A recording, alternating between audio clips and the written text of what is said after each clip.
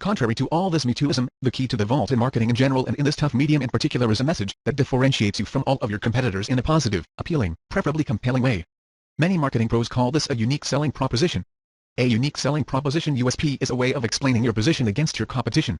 When a supermarket chain or big box retailer like Walmart labels itself as the low price leader, it's made a positioning promise. A USP is also a way of summarizing and telegraphing one of the chief benefits, often the chief benefit of the business, product, or service being marketed. When I wrote the first edition of this book in the early 1990s, Chrysler was making much out of being the only American carmaker to include driver's side airbags as standard equipment.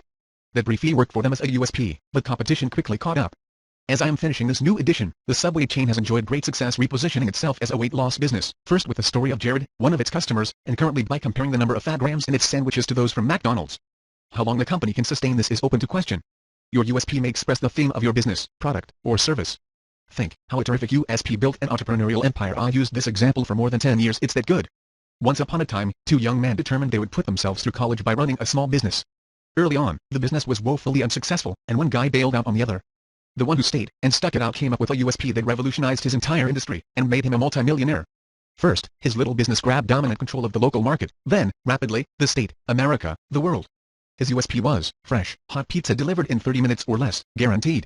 10 words that brilliantly incorporate two product benefits with the meaningful specific of delivery within 30 minutes, not quick, fast, or soon, but precisely in 30 minutes and a guarantee. This USP has passed into advertising history, but it fueled the growth of an empire and thoroughly frustrated competitors large and small. In fact, in its heyday, I played word association with people and asked them to say whatever first popped into their minds when I said pizza. 85 out of 100 said Domino's. Question: if we went out into your marketplace and asked 100 or 1,000 people to play the game, gave them the generic name for your type of business, and 85% of them responded by naming you, how well would you be doing? I had the privilege of interviewing Tom Monahan for magazine articles some years ago, and there's no doubt that his success and that of his company have been linked to a complex list of factors, notably including his personal success philosophy and his ability to instill it in his franchisees. But there's also no doubt that his USP was largely responsible for the rapid rise and dominance of his company in the pizza industry. It generated enough wealth to let Tom indulge his lifelong fantasy of buying the Detroit Tigers with a $53 million price tag, collect classic cars, give most generously to his church and favorite charities, and be financially independent and secure at a relatively young age. That is the power of a truly great USP. It is worth working on the invention of a strong USP for your product, service, or business. And it's not necessarily easy. I know clients who've taken months, even years, to finally hit on a USP that they liked and that really worked. For each, the months of frustrating brain strain have paid handsomely.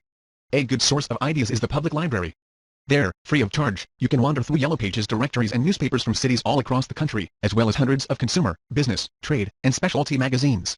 Another source of ideas is the internet. As you roam cyberspace, visit websites within and outside of your business category in search of inspiring USP ideas. Then you can boldly go where a few others go, into the marketplace with a really exciting USP of your own.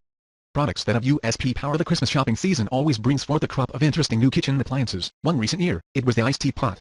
When I first saw this advertised, I burst out laughing. Its manufacturer, the Mr. Coffee Company, went laughing all the way to the bank. Imagine, we can no longer make iced tea in any old kettle, we must have the precisely correct iced tea pot. It reminds me of a funny phenomenon we have here in the Southwest, the Sunday tea jar. Because we have searing sunshine every day, it's easy to sun brew tea just by putting a large jar of water outside for a few hours with tea bags in it. Obviously, any old glass jar will do the job.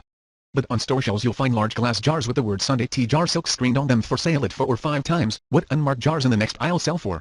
And you'll find people tearfully buying them. After all, what kind of goofball would brew sun tea in a pickle jar? Some years back, I was president of a fairly large manufacturing company with its own in-house print shop. One day I noticed how much paper was going to waste in the shop, and I brilliantly decreed that the waste be kept and made into pads for the office staff to jot phone messages on, thus eliminating the need to buy those square pads of pink paper and printed phone message from the office supply store. Why, I reasoned, should we buy little pads of paper at retail, when we are already buying large truckloads of paper at wholesale? I almost had a mutiny on my hands. Pointing to the odd-colored, odd-sized pads we got free from our own print shop, the secretary said, those are scratch pads. Holding up the pink and printed pads from the office supply store, they said, these are phone message pads. End of discussion. Purely through customized or proprietary appearance, these products have taken on USP power that is almost invincible. If you really want to see this at work, visit an athletic shoe store. I'm not much of a casual dresser, but, immediately before a day of walking at Disney World, I decided it would be smart to get some comfortable sneaks. 40 minutes and $85 later, I left the store with a thorough education. There are shoes for walking on pavement, for walking on grass, for walking a lot, for walking a little, for jogging, for tennis, basketball, soccer, football, baseball, trampolining, with pumps, without pumps, but there are no more sneaks. Consider these products with USP power: microwavable dinners for kids to make for themselves, Clarion Cosmetics computer, which tells you which colors are right for you, Louisiana iced tea bags, a stress management seminar for career women, a shampoo and conditioner for swimmers, hair resource. For a much longer list of USP ideas, and actual examples from many of my inner circle members and clients, sign up for the free 12-week Ultimate Marketing Plan email course at ultimatemarketingplan.com. USP is covered in lesson number 2. And watch the TV commercials for the appetite suppressant products. There's one for people with the urge to binge late in the day, another for people who need help all day, and yet another extra strength one presumably for people with not even a smidgen of willpower. It's even possible for a mundane product to get USP power purely from its package. In 1991, when I wrote the first edition of this book, McDonald's did just before the cheeseburger with its McDLTs and their hot side stays hot, cold side stays cold, tube and styrofoam containers. I think Oven was the first to provide pre-measured filter packs for automatic coffee makers so you don't have to count out scoops. More recently, cereal companies have put pre-measured, single servings of cereal and milk in side-by-side pockets of a plastic container stored in the refrigerator. To the prospective customer's question, your USP is the answer. When you set out to attract a new, prospective customer to your business for the first time, there is one paramount question you must answer. Why should I choose your business product service versus every other competitive option available to me? I invented this question to help business people get USP, and to use as a crowbar to pry ideas out of their heads, to dig out the makings of a good USP.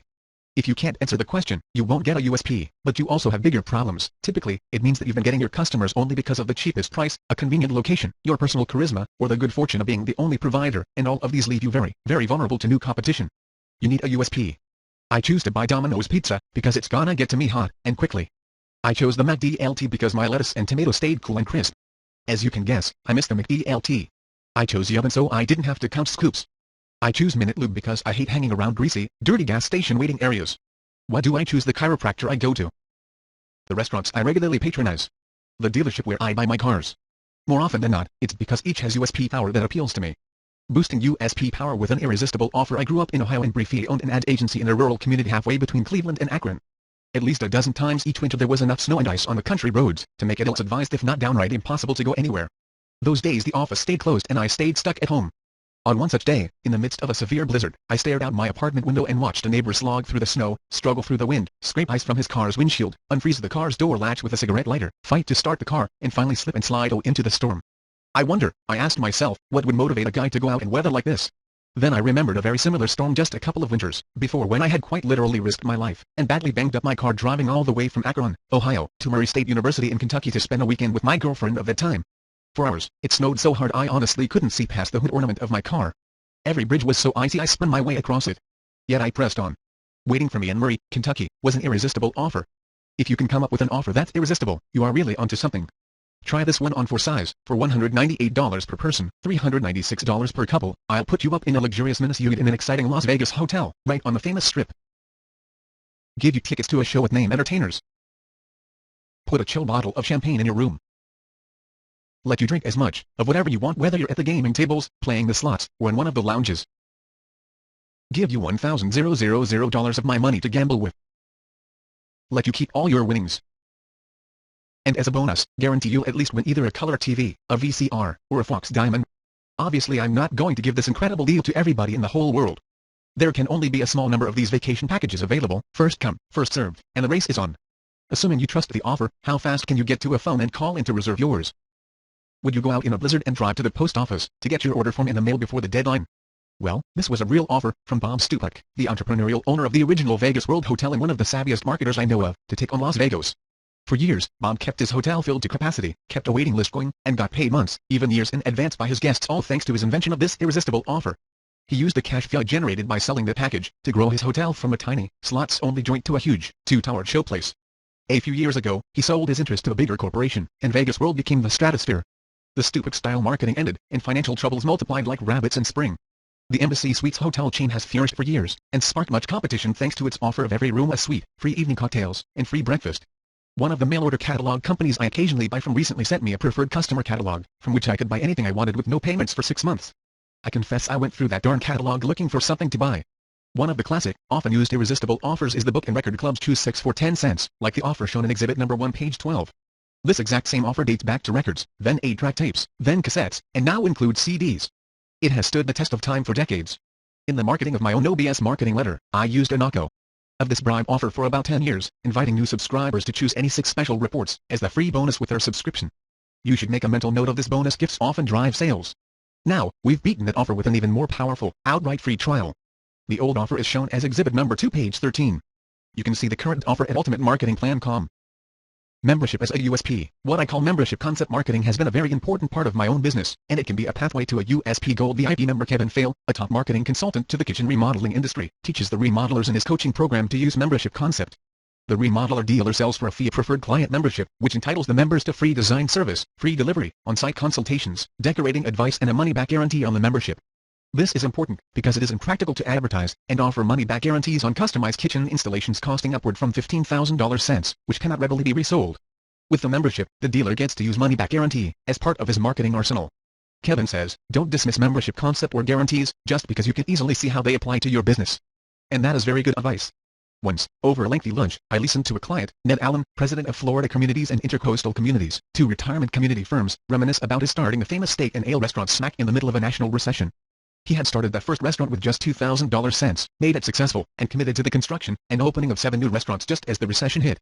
Ned said, we had to quickly change our thinking to match the timing we had to work with. We developed new, lower-cost, higher perceived value menu items, and by offering the look, feel, atmosphere, and taste of a gourmet steakhouse at a surprisingly low price, we had the right product at just the right time. At that time, Ned was not alone in predicting another 3-4-year recession, and he was again busy creating just the right product for it. In this case, the product was a new type of manufactured home for his company's communities, this one with several hundred square feet less than any other home and, therefore, a substantially lower cost, but with an interior design that made it seem much, much bigger than it was. The home also had lots of nifty gingerbread touches that added to its perceived value. Ned turned his $2,000 investment in steak and ale into millions when he sold out to Green Giant Foods. He's since made another fortune with his new land yacht mini retirement home and his inventive approach to low-cost retirement living in Florida. Of course, it's no secret that timing is a business success factor. But matching a USP with the right timing can dramatically multiply success.